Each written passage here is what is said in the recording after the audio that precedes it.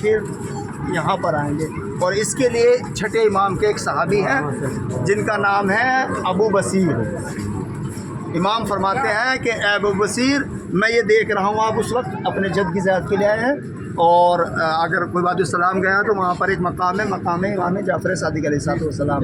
تو وہیں پر آپ نے ابو بصیر سے کہا کہ ابو بصیر میں دیکھ رہا ہوں کہ میرا وقت کا یعنی آخری فرزند اس جگہ سے گزرتا ہوا مسجد سے جا رہا ہے. تو یہ ظہور کے بعد جب آپ کا ظہور ہو جائے گا تو یہ مسجد ہمارے وقت کے امام کا گھر ہوگی اور آپ اس مسجد میں جس میں ہم پہلے گئے تھے مسجد کوفہ, جو جہاں حضرت علی کرتے تھے وہی وہاں پر کریں. یعنی جہاں حضرت علی نماز پڑھاتے تھے نماز پڑھائیں گے جماعت, جہاں حضرت نماز شب پڑھتے تھے وہاں نماز شب پڑھی جائے گی, جہاں فیصلے کرتے تھے وہاں فیصلے ہوں گے, جہاں آپ کا ممبر نصب تھا وہاں ممبر نصب ہوگا. تو یہ حکومت یہاں سے امام زمانہ عجل اللہ تعالیٰ فرجہ شریف کریں گے. تو یہ مسجد سہلہ ہے. 4 مقام ایسے ہیں جو با فضیلت ہے. سب سے با فضیلت مقام ہے خانہ کعبہ سب سے زیادہ. اس کے بعد ہے مسجد نبوی, اس کے بعد ہے مسجد کوفہ اور اس کے بعد ہے مسجد سہلہ. چھٹے امام جب یہاں پر آئے تو آنے کے بعد اپنے صحابی سے کہا کہ تمہارا گھر کتنی دور ہے؟ تو اس نے کہا فرسخ او فرسخ ہے. اب ایک فرسخ مثلا تقریباً 3 کلومیٹر کا بنتا ہے. تو کہا جب یہ کہا تو امام نے فرمایا کہ اگر میرا گھر اتنی دور ہوتا تو میں ہر نماز اس مسجد میں آ کے ادا کرتا. اس سے کیا ظاہر ہوتا ہے؟ اس سے ظاہر ہوتا ہے کہ اس مسجد میں بہت زیادہ فضیلت ہے. دوسری چیز, جو شخص شب بدھ 40 شب بدھ اس مسجد میں عمل کرے گا, اس مسجد میں گزارے گا, اس کو وقت کے امام کی زیارت ہوگی. 40 شب بدھ جو شخص اس مسجد میں رہے گا عبادت کرے گا اس کو وقت کے امام کی کیا ہوگی؟ زیارت نصیب ہوگی. ٹھیک ہے. اور اس مسجد میں چھٹے امام فرماتے ہیں اس مسجد میں ایک پتھر ہے, وہ پتھر ہمارے وقت کے امام کا معجزہ ہوگا. اس پتھر میں کیا ہے کسی کو نہیں معلوم. آپ پوری مسجد کھود لیں, ابھی بھی کھود رہی ہے, کہیں یہاں بنتا ہے کچھ وہاں بننا ہے ٹوٹتے ہیں, لیکن کسی کو نظر نہیں آتا. جب وقت کے امام آئیں گے تو اس پتھر کو ظاہر کریں گے. اس پتھر میں آدم سے لے کر خاتم تک جتنے بھی نبی گزرے ہیں سب کی تصویریں ہوں گی. امام سے آ کر کہا جائے گا کہ مجھے مثلا جناب آدم دیکھنا ہے کیسے ہیں, تو امام اس سے کہیں گے آدم کو دکھایا جائے, جناب آدم کی تصویر نظر آئے گی. پھر کہا جائے گا مثلا کوئی کہے گا مجھے جناب موسیٰ دیکھنا ہے, جناب عیسیٰ دیکھنا ہے, سب نبی جو ہے وہ اس پتھر پر آ جائیں گے. تو یہ وقت کے ہمارے امام کا موضوع ہوگا. اور اس مسجد میں جیسا میں نے کل بھی ذکر کیا تھا, شاید آواز کی وجہ سے نہ پہنچ پایا ہوں, اس مسجد میں چوتھے امام امام زین العابدین علیہ السلام ارشاد فرماتے ہیں کہ جو شخص اس مسجد میں مسجد سہلہ, یاد رکھیے گا نام, مسجد سہلہ میں 2 رکعت نماز ادا کرے گا اس کی عمر میں 2 سال کا اضافہ ہو جائے گا. اس کی عمر میں عمر نہیں, عمر میں, عمر پہ تو لعنت ہو, اس کی عمر میں 2 سال کا کیا ہو جائے گا؟ اضافہ ہو جائے گا.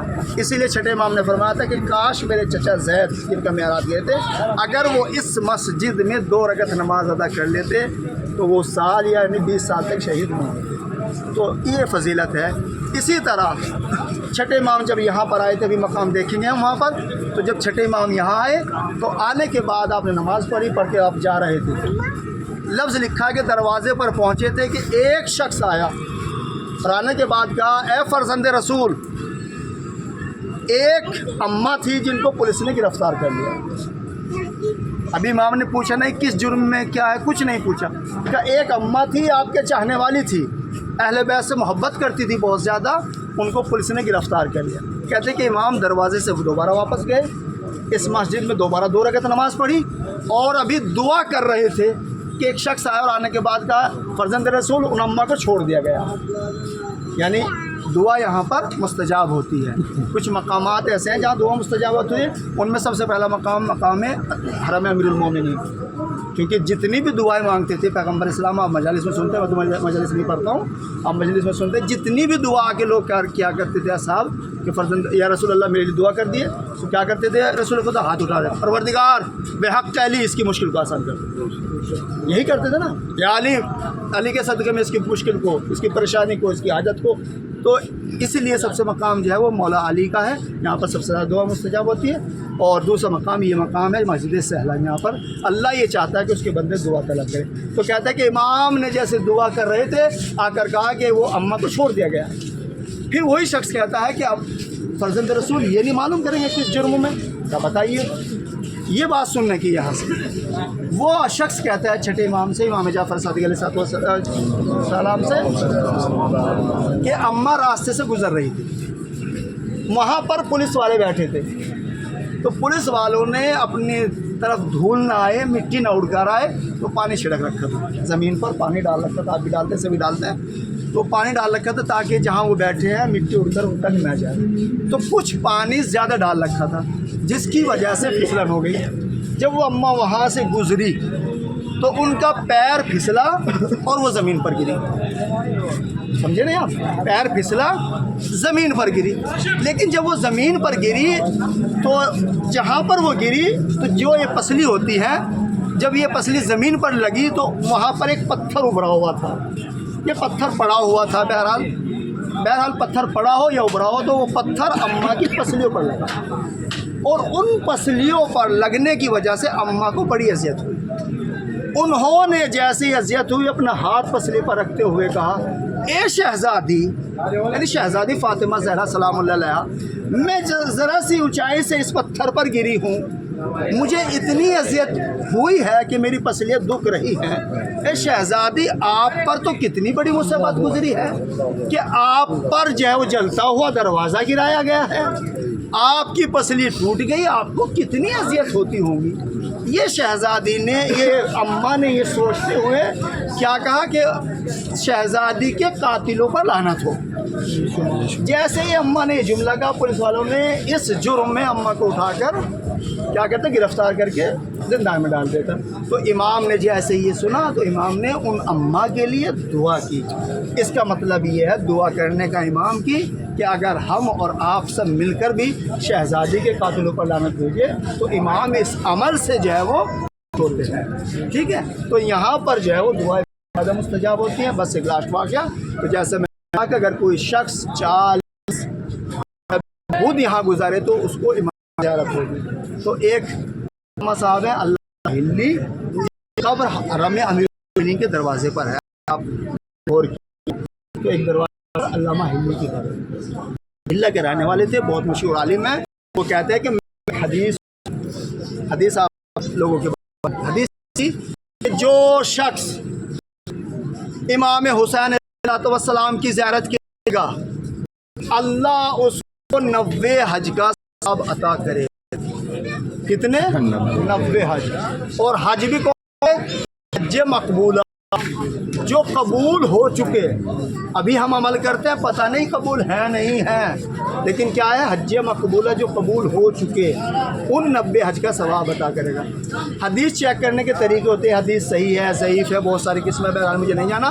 یہ حدیث میں اللہ کا کیوں نہ میں اس حدیث پر اپنے وقت کی امام کی مہر لگوا۔ وجہ کیا تھی؟ وجہ یہ تھی کہ مثلا میری ایج 40 سال، میں زیارت کے لیے آیا، 40 سال میں میرا انتقال ہوا، مجھے 90 حج ثواب کے لیے جو ہے وہ عمر چاہیے۔ ایک شخص اگر 90 حج کرتا ہے تو اس کو کتنا چاہیے؟ 15 سال میں حج واجب ہوگا، 15 سال سے پہلے بالغ 15 سال میں ہوگا تو 90 کے لیے 105 چاہیے، عورت 9 سال میں ہوگا، مثلا کچھ کم کر دیجئے، اتنی عمر چاہیے۔ تو ایک شخص مثلا 20 سال کی عمر میں آیا، پتہ چلا چلا گیا، تو اس طرح 90 حج کا کیسے ثواب ملے گا؟ اللہ مان سوچتے ہوئے مسجد میں آ کر عمل شروع کر دی۔ ایک دن 2 دن، جس طرح بھی 40، جب 40واں دن گزرا، 40واں منگل پائی آیا شب بدھ، تو اللہ ماں کو کی زیارت نہیں، یہاں سے چلنے لگے تو کہا مولا آیوس نہیں ہوں، کچھ غلط کھا لیا ہو سکتا ہے میرے پیٹ میں کچھ کھا گیا ہو سکتا ہے میرا مانگنے کا طریقہ غلط رہا ہو سکتا ہے، یعنی اپنی ہی غلطی بتائی، یہ نہیں کہ مسئلہ نہیں امام کے پاس وقت نہیں کہا میرے عمل میں کوئی کوتاہی ہے لہٰذا میں دوبارہ شروع کروں. کہتے ہیں یہاں سے کہہ کر اپنے کچھ راستے پہ چلے. تو جب راستے پہ پہنچے تو چوراہا آتا ہے, تو ادھر سے کربلا کی طرف, کربلا سے ہلا کی طرف چلے جاتے ہیں. تو جب وہاں پہنچے کیا دیکھا کہ شیخ صاحب آ رہے ہیں سامنے سے. ایک شخص آ رہا ہے, اس نے پوچھا علامہ کیوں پریشان ہو؟ کہ میں پریشان نہیں ہوں, بس تھوڑا سا سوچ رہا تھا کہ مجھ سے ایسی کیا غلطی ہو گئی جو میرے ہم کی زیارت نصیب. میں یہ سوچ رہا ہوں میں نے کون سا کیا ہے جو میں اپنے وقت کے امام کو نہیں دیکھ سکا, ان کو نہیں یاد کر سکا. تو کہا کیا مسئلہ تھا؟ کا مسئلہ یہ تھا کہ میں نے ایک حدیث پڑھی ہے جس میں کیا ہے کہ جو شخص امام حسین کی زیارت کے لیے آئے گا اس کو کتنے ثواب کا ملے گا؟ 90 کا. کہا تو اس میں مذائقہ کیا ہے؟ آنے والے کہتے ہیں یعنی ابھی گفتگو علامہ میں اور امام میں ہو رہی ہے. ابھی امام کو پتہ نہیں ہے کہ امام میں, علامہ میں اور امام میں. کہا کہ اس میں مذائقہ کیا ہے؟ تب مثلا مجھے بتائیے. تو اب آنے والے امام کہتے ہیں یعنی کہ دیکھیے کہ ایک شخص شکار کے لیے جا رہا ہے, بادشاہ وقت شکار کے لیے جنگل میں پہنچا. یہ امام کی گفتگو ہے, یہاں سے یہ قابل غور ہے. امام کہتے ہیں ایک شخص شکار کے لیے, بادشاہ کا وقت یعنی بادشاہ شکار کے لیے گیا. جب وہ جنگل میں پہنچا تو اپنے لڑکے ہو گیا, اتنا پریشان ہوا, اتنا پریشان ہوا کہ اگر اس کو پانی نہ ملے تو کھانا نہ تو مر جائے. اب کیا ہے؟ کچھ بھی نہیں. اتنے میں اس نے دیکھا کہ ایک جھوپڑی بڑی لگی ہوئی ہے, خیمہ لگا ہوا ہے. وہ قریب گیا, جانے کے بعد دیکھا کہ ایک لیڈیز, ایک اماں وہاں پر بیٹھی ہیں. تو اس نے سے کہا کہ مجھے پانی پلائیے, اگر نہیں پلائیں گے تو میں مر جاؤں. اماں کے پاس بھی پانی نہیں ہے. اماں نے بکری کا نکالا, پیش کر لیجیے.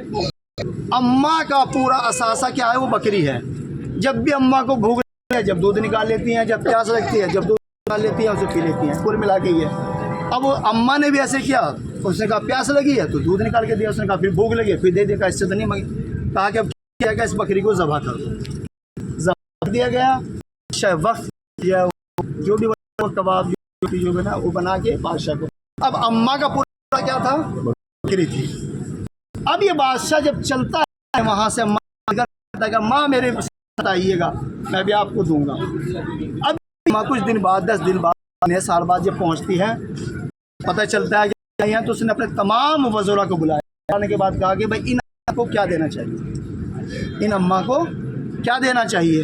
کہ ان کے پاس ایک بکری تھی, انہوں نے میرے اوپر قربان کر دی. وہ اب ان کو کیا دوں؟ کسی نے کہا دیجیے, کسی نے کہا 20, کسی نے 30, کسی نے 50. بہرحال بڑھتی گئی تعداد. آخر میں ایک شخص اٹھا اور اٹھنے کے بعد کہا بادشاہ مت, اگر جان کی پناہ ہو تو میں بتاؤں. کا کیا؟ کہ وہ یہ کہ آپ اماں کے پاس پہنچے تو آپ اگر یہ اماں دودھ نہ پلاتی ہے, پورا اثاثہ نہ کرے تو آپ ہو جاتے نا ہوتے, یعنی آپ کی بہار سلطنت سب ختم.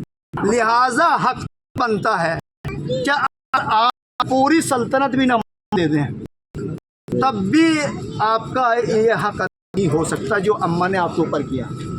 یعنی جو اماں نے آپ کے اوپر احسان کیا, احسان اماں کا نہیں اترے گا, کیونکہ یہ اس وقت میں نہیں آئی ہے کہ اگر آپ ان کو بکری دے کے مر جائیں گے, نہیں.